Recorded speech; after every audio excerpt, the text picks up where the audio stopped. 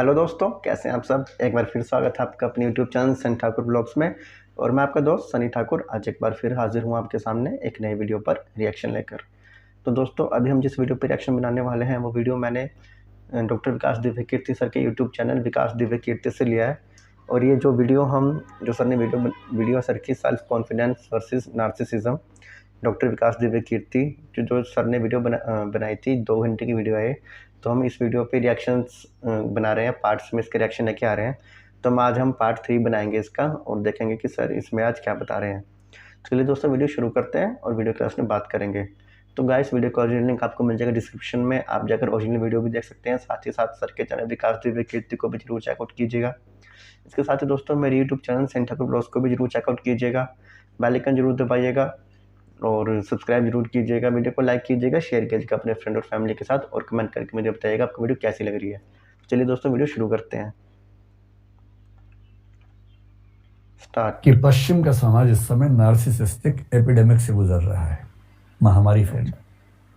और महामारी फैलने के लक्षण क्या होते हैं, आप कभी गौर कीजिएगा।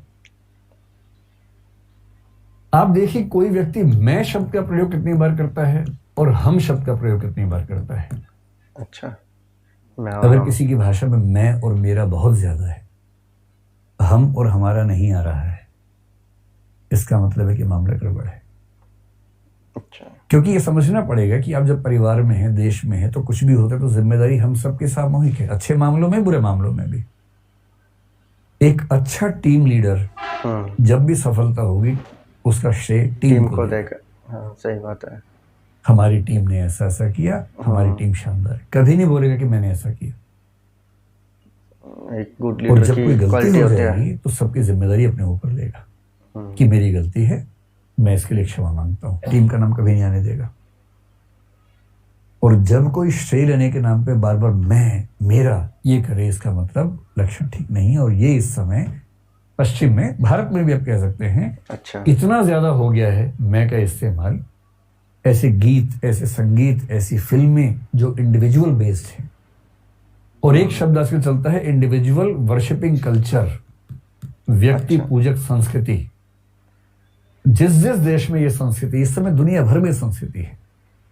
दुनिया भर में ऐसे 50 लीडर्स आपको दिखेंगे, सेंटर में, स्टेट में, उस व्यक्ति की पूजा समाज करता है।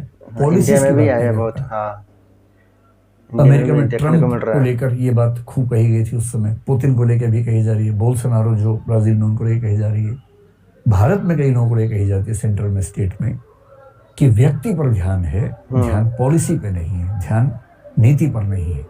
और ये टेंडेंसी बताती है कि इस समय चीजें पूरी दुनिया में चिंताजनक दौर से गुजर रही हैं। तो सवाल हमारा ये होना चाहिए आज की बातचीत में कि ये क्यों होता है, और यदि हम चाहते हैं कि हम और हमारी अगली पीढ़ियां इस चीज से बच सकें तो हमें किन चीजों का ध्यान रखना चाहिए। तो नार्सिसिज्म का रीजन क्या है, अगर कुछ लोग आपके आसपास ऐसे हैं तो क्यों ऐसा होता है। इसकी सबसे बड़ी वजह मानी जाती है परवरिश। अच्छा, जैसे परवरिश, घर में, समाज में, कह लीजिए, तरबियत कह लीजिए, चाइल्ड रेयरिंग कह लीजिए, बच्चों का सोशलाइजेशन कह लीजिए, जो भी शब्द इसके लिए आप चुनना चाहें। स्कूल में कैसी परवरिश हो रही है, सबसे बड़ी जिम्मेदारी आती है पेरेंट्स पे इसकी। आपने कभी देखा कि कई अपराधी परिवार ऐसे हैं जिनमें पीढ़ी दर पीढ़ी अपराधी होते रहते हैं। हाँ, उसकी अकेली वजह ही है और कोई वजह उस पर काम नहीं आती। क्या है परवरिश का इफेक्ट इसमें। अगर आप अपने बच्चे को जरूरत से ज्यादा, 2 में से एक चीज, जरूरत से ज्यादा तारीफ अगर करते हैं या जरूरत से ज्यादा उसका दमन करते हैं, सप्रेशन करते हैं, अच्छा, दोनों ही स्थितियों में यह खतरा है कि वो आगे चलकर नार्सिसिस्टिक पर्सनैलिटी डिसऑर्डर का शिकार हो सकता है। ज्यादा तारीफ भी और ज्यादा उसको दबाना भी। कुछ पेरेंट्स बहुत तारीफ करते हैं, अरे बेटा तेरे अंदर जो बात है ना बेटा, अरे बेटा तू नंबर 1 है बेटा। तो बेटा गया किस दिन किसी को पीट के आ गया, क्योंकि बाप ने कहा था बहुत साहसी हो, साहस कहीं तो दिखाएगा ना बच्चा। अब जिस दिन बच्चा किसी को, दूसरे बच्चों को पीट के आ गया, देखने की बात है कि उस दिन माँ बाप ने क्या कहा। हाँ, ये कुछ बड़ी मैटर करेगी। ये क्या बात हुई भाई, अजीब हालत है, चलो चल के सॉरी बोलो उसको। एक ये तेवर होता है जो कि ठीक भी है।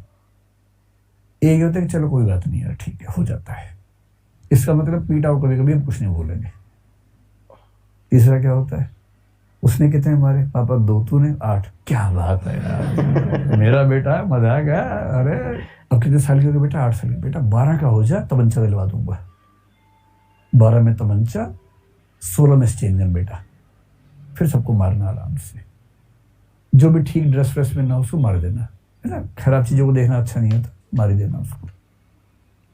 अब इस परिवार में जो बच्चा है, जिसको संस्कार ये मिल रहे हैं पेरेंट्स से, क्या वो ठीक इंसान बन पाएगा? कभी नहीं बन पाएगा। कभी नहीं बन पाएगा।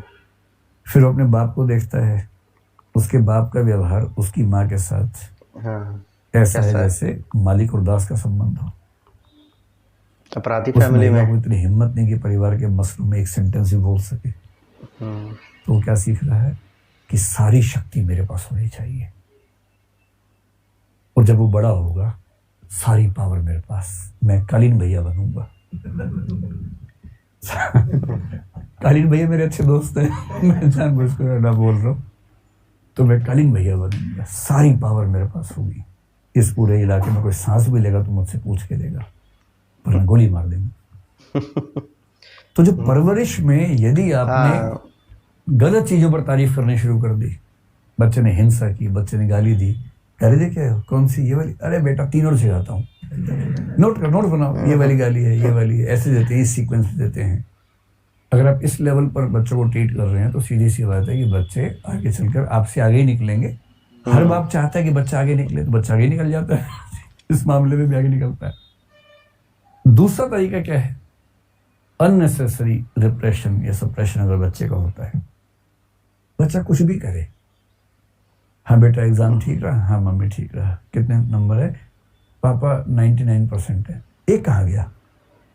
हाँ, ऐसे पेरेंट्स भी होते हैं कि 100 में छोड़ के आ जाओ, जो प्रेशर बहुत डालते हैं बच्चों और पे, इसी पे 2 झापड़ मार दिए पढ़ाई के लिए या और एक्टिविटी के लिए। अगली बार पापा 99.5% है। अच्छा, क्लास में रैंक कौन सा है? 2nd। कितने बच्चों में? 100 में। ये कौन है? ना बेटा ना, तो जिस खानदान का है ना, उसमें 2nd रैंक आज तक किसी का नहीं आया। कहना चाह रही कि 2nd भी आज तक किसी का नहीं आया, पर कहते हैं कि पर भाव तेवर ये रहता है कि 2nd आज तक किसी का नहीं आया बेटा, 1st ही चाहिए बेटा। नाम डुबा दिया तूने हमारा, बच्चा डिप्रेशन में आ जाएगा। कोई अंकल आंटी है, चलो बेटा पोएम सुनाओ, आओ पोएम सुनाओ। उससे बच्चे के मन में भाव आता है कि आग लगा दूं दुनिया में मैं, यार मैं रेडियो हूँ, जब सब लोग आए आओ पोएम सुनाओ, मछली जल की रानी है, ये कोई बात हुई? ये होता है बच्चों को एकदम साधन समझना, वस्तु समझना, ऑब्जेक्टिफाई करना। और ये बच्चा डरा हुआ है आपसे, इसलिए जी पापा जी मम्मी बोलता है, पर उसके मन में क्या आता है आपको अंदाजा नहीं है। विद्रोह का ज्वालामुखी भरता जा रहा है इसके अंदर ही हर बात में डांट खाता है, हर बात में अंदर गुस्सा करता है, फिर भी बढ़ता जा रहा है उसके अंदर। हाँ, और इस बच्चे को लेकर रिस्क है कि या तो कभी ये खुद को खत्म कर देगा, नहीं झेल पाएगा, और अगर झेल गया और सफल हो गया जिंदगी में तो इस रास्ते पर चला जाएगा, भीखू मात्र बन जाएगा फिर ये कि पूरा बंबई मेरा है। इसलिए अगर आपके आसपास कोई ऐसा दृश्य दिखे जहां बच्चों की गलत हरकतों को महिमामंडित किया जा रहा हो, ग्लोरीफाई किया जा रहा हो, खतरनाक है। बच्चों को बड़ों से, दूसरे लोगों से तमीज से बात करना सिखाया जाए, ये बहुत ज़रूरी है। झुकना सिखाया जाए दूसरों के सामने, अपनी गलतियों पर शर्मिंदा होना सिखाया जाए, सॉरी बोलना सिखाया जाए, शेयर करना सिखाया जाए, और सबसे बड़ी बात फेलियर को आसानी से डाइजेस्ट करना सिखाया जाए। आप स्कूल में पहला रैंक ले आएंगे किसी तरह से, जब कॉलेज जाएंगे ना तो वहाँ 50 स्कूलों के टॉपर आए होते हैं एक साथ, उनमें से एक का फर्स्ट आएगा, 49 जाएंगे कॉम्प्लेक्स में। फिर जब आप कहीं और जाएंगे यूपीएससी वगैरह एग्जाम देंगे, वहां सारे यूनिवर्सिटी टॉपर एक साथ बैठे हुए हैं, एक करेगा टॉप और बाकी सब कुंठाओं में चले जाएंगे। इसलिए बहुत जरूरी है विफलताओं को, पराजय को स्वीकार करने की क्षमता। रिजेक्शन झेलने की ताकत। ये नार्सिसिस्ट व्यक्ति रिजेक्शन झेल नहीं सकता। अच्छा। अगर उसने किसी को कहा कि मैं तुझे पसंद करता हूँ, ये ऑप्शन नहीं दे रहा कि तुम मुझे पसंद नहीं भी कर सकती हो। मैं करता हूँ यानी मैं करता हूँ, दिस इज फाइनल। कल हमारी शादी है, पेरेंट्स को लेके आना है या अकेली आओगी, खुद आओगी या उठा के लाए तुमको, इतना ही ऑप्शन है, बाकी ऑप्शंस नहीं है वहां पर, क्योंकि उसको रिजेक्शन झेलने की आदत नहीं है, उसके अंदर इतना हौसला नहीं है कि रिजेक्शन झेल सके। और इसलिए कहते हैं कि परवरिश सबसे महत्वपूर्ण चीज है, और समाज में पेरेंट्स को ये बहुत ईमानदारी से समझना चाहिए कि अगर वो परवरिश में बड़ी बड़ी बातें सिखा रहे, बेटा IIT करेगा, बेटा उसके बाद कंपनी खोलेगा, बेटा स्टार्टअप करेगा, बेटा ये करेगा, बेटा वो करेगा, उसमें हो सकता है बेटा सब कुछ करे, आपका ही कुछ कर दे बाद में, गड़बड़ है। और दूसरी बात है कि यदि किसी व्यक्ति को जीवन में सफलताएं मिल जाती है अनड्यू, ऐसी सफलता जो वो डिजर्व नहीं करता था और बाई चांस बार बार मिलती जाती है, आमतौर पर क्राइम की दुनिया में ऐसा होता है। अच्छा। क्रिमिनल्स हैं, सब में कंपटीशन है। एक बच्चा अचानक उठा, कॉन्फिडेंस से भर के, एक दिन बहुत बड़े गैंगस्टर को सीधे चाकू मार के आ गया, क्योंकि 17-18 साल का, चिंता ही नहीं उसको पता ही नहीं कितना मुश्किल काम कर रहा है, और रातों रात भौकाल हो गया उसका पूरे इलाके में।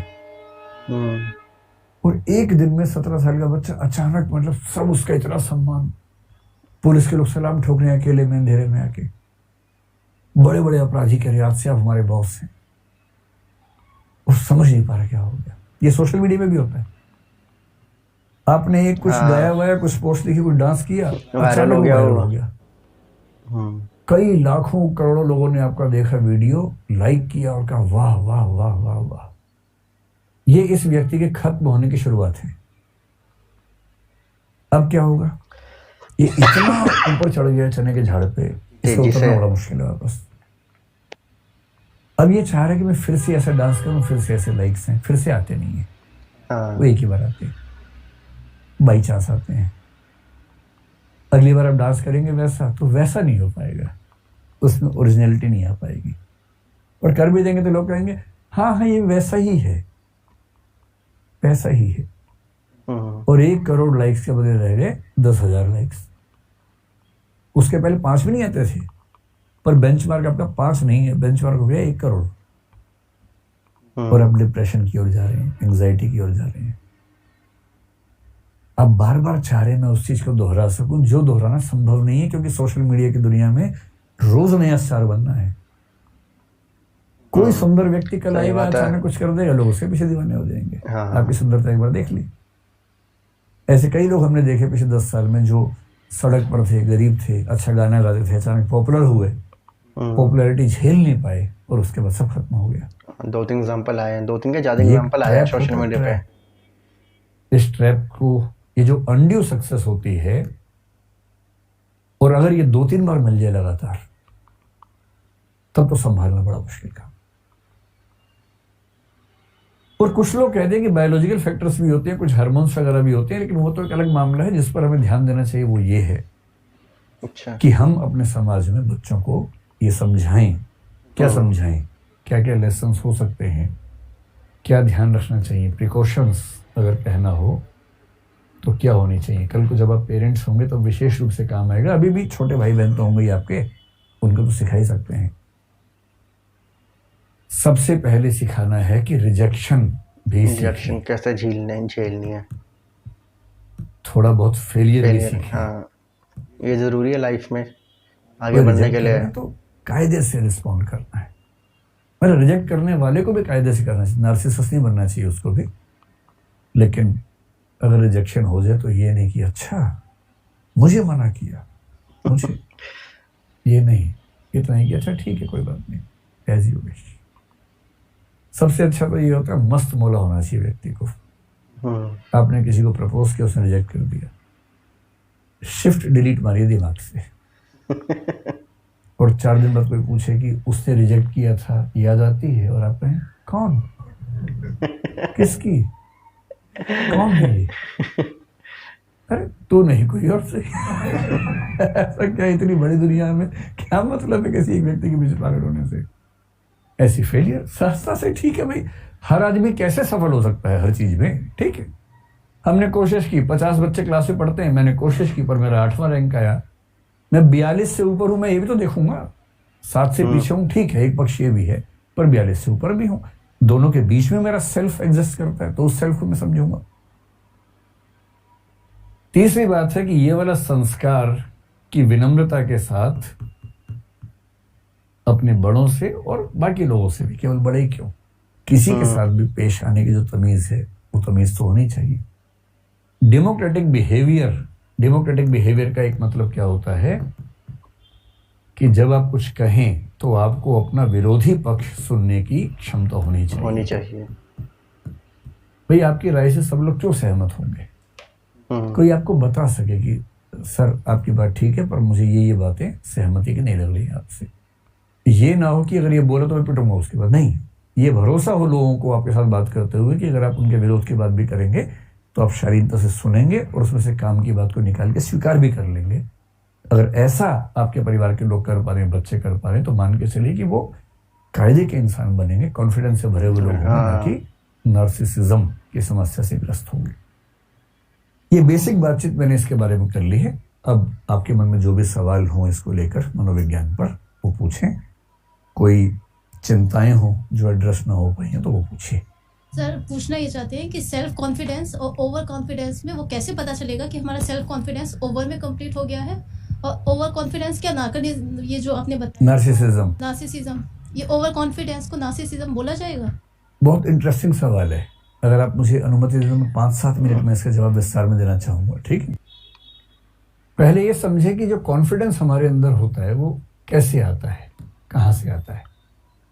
कॉन्फिडेंस का मतलब है कि मैं यह कर सकता हूं, इसका विश्वास, मैं यह कर सकता हूं, ये विश्वास मेरा सेल्फ कॉन्फिडेंस है, ठीक है।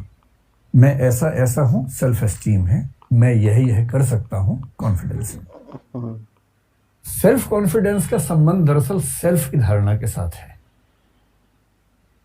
और सेल्फ का मतलब है कि सरल भाषा में मेरे मन में मेरी छवि क्या है, इसको बोलते हैं सेल्फ मनोविज्ञान में।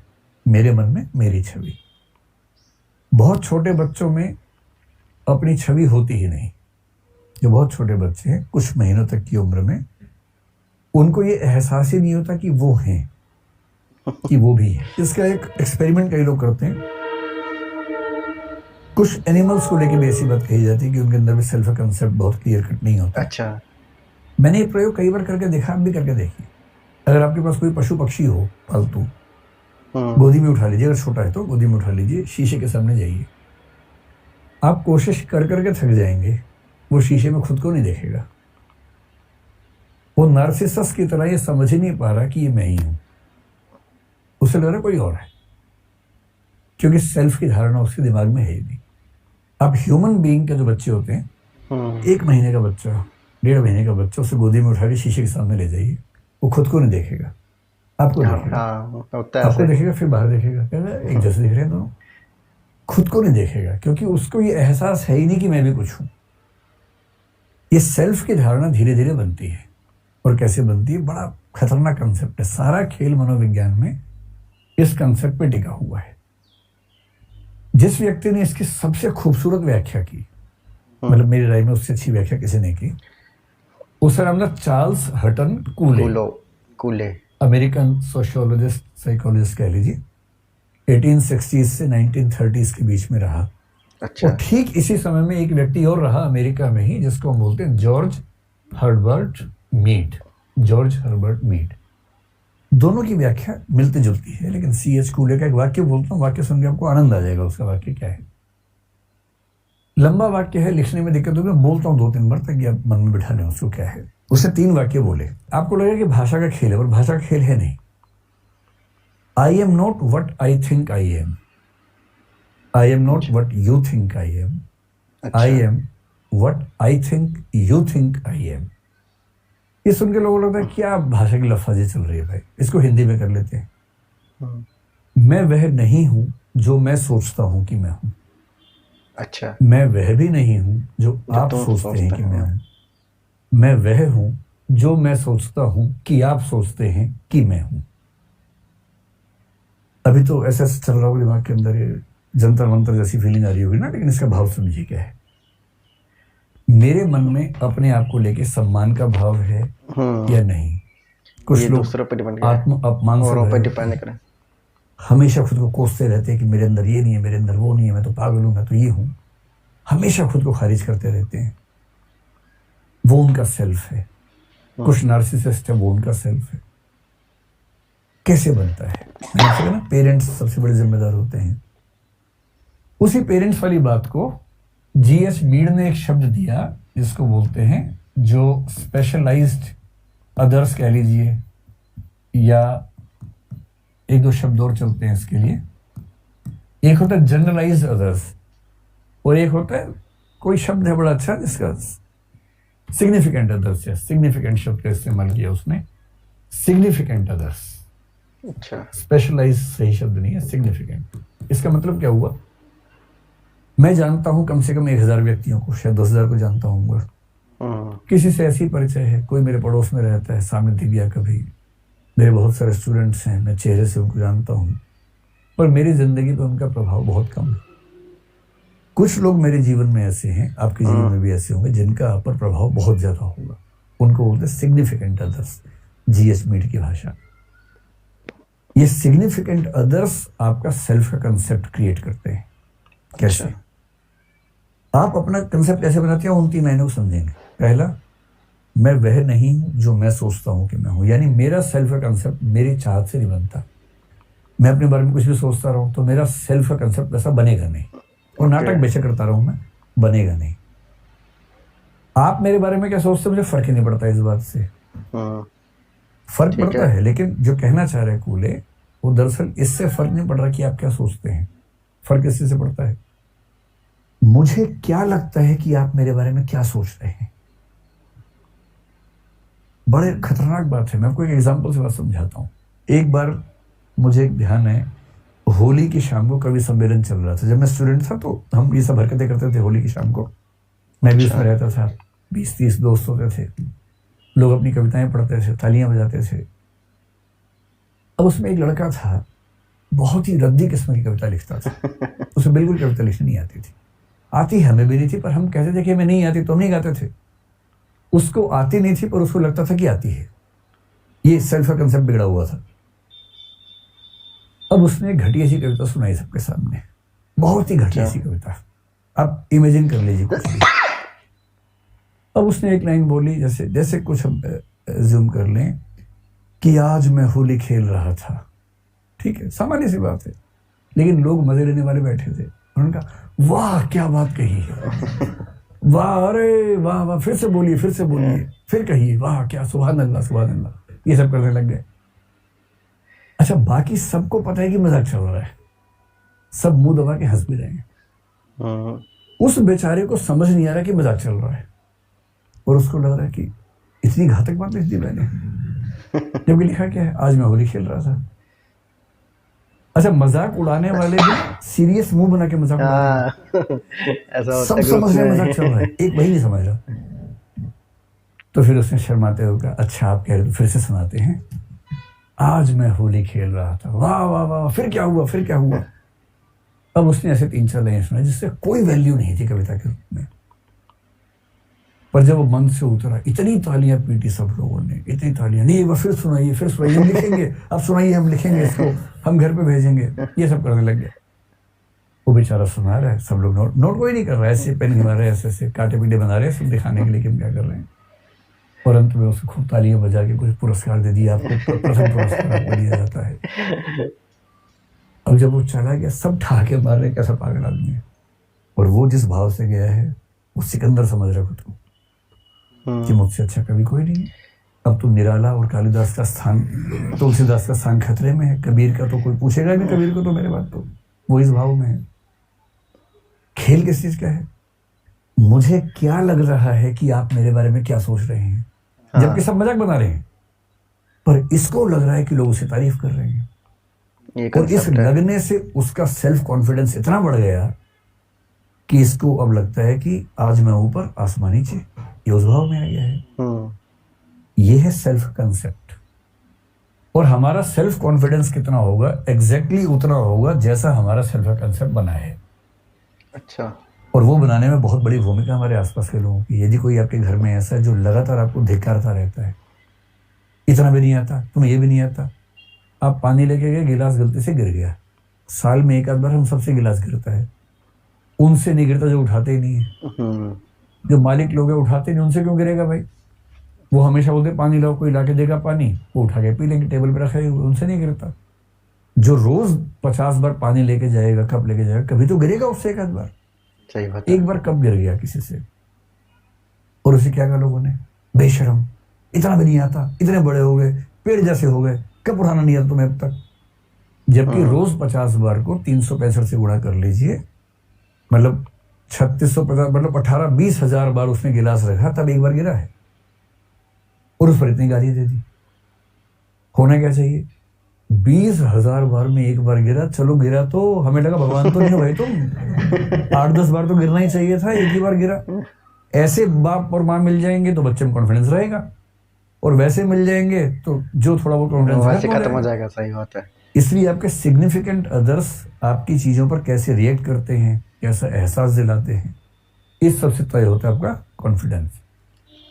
अब सेल्फ कॉन्फिडेंस में एक स्थिति होती है अंडर कॉन्फिडेंस की, एक होती है ओवर कॉन्फिडेंस की। तो दोस्तों ये वीडियो यहाँ हुई ख़त्म। अभी भी काफ़ी वीडियो बची हुई है जो सर की ओरिजिनल वीडियो है, तो उसका नेक्स्ट पार्ट भी जल्दी लेके आऊँगा मैं। तो इस वीडियो में सर ने बात शुरू की थी कि जो सेल्फ कॉन्फिडेंस बच्चों में कैसे आता है, मतलब जो परवरिश होती है बच्चों की, सबसे बड़ा रोल पेरेंट्स का होता है। अगर वो बच्चों की तारीफ़ कर रहे हैं, ज़्यादा ही तारीफ़ कर रहे हैं कुछ, या फिर कुछ ज़्यादा ही उसका दमन कर रहे हैं, उसको सप्रेस कर रहे हैं, तो फिर बहुत ज़्यादा चांसेस है कि वो नार्सिसिस्ट डिसऑर्डर से ग्रस्त हो जाएगा। क्योंकि अगर उसकी हद से ज़्यादा तारीफ़ हो गई तो फिर वो रिजेक्शन नहीं झेल पाएगा, जो बचपन से वो उसी परवरिश में रहा कि मुझे किसी ने कुछ नहीं कहा और जो भी मैंने किया सब अच्छा किया। और अगर कोई बच्चा ऐसा रहेगा कि जो बचपन से सब कुछ झेले जा रहा है, अपने अंदर चीज़ों को दबाए हुआ है, उसको निकाल नहीं पा रहा बाहर, और बड़ा होते होते उसके अंदर इतना भर जाएगा कि फिर वो भी जो नार्सिसिस्ट डिसऑर्डर है उससे ग्रस्त हो जाएगा, और फिर वो भी चीज़ें उसकी लाइफ में चीज़ें बिगड़ती चली जाएंगी। तो जो इस चीज़ से सर ने बात शुरू की थी, उसके बाद सेल्फ कॉन्फिडेंस, सेल्फ इस्टीम, और अभी लास्ट में जो सिग्निफिकेंट अदर्स की बात की सर ने, कि जिसमें उन्होंने 2 फिलोसफर्स के नाम दिए अमेरिका के, एक कूने करके था और एक और था, जिसमें उन्होंने जो व्याख्या दी कि मैं वो हूँ जो आप सोचते हैं कि मैं हूँ। जो हमारे सिग्निफिकेंट अदर्स होते हैं उनका हमारी लाइफ में क्या प्रभाव होता है, तो वो चीज़ हमारे सेल्फ कॉन्फिडेंस को बढ़ाने में बहुत मदद करती है, चाहे जाने अनजाने में ही सही करती है, पर करती ज़रूर है। तो दोस्तों ये थी आज की वीडियो। आपको वीडियो कैसी लगी मुझे कमेंट में ज़रूर बताइएगा। वीडियो को लाइक कीजिएगा, शेयर कीजिएगा अपने फ्रेंड और फैमिली के साथ। जल्दी ही मिलता हूँ नए वीडियो में, तब तक अपना ध्यान रखिएगा। Good bye.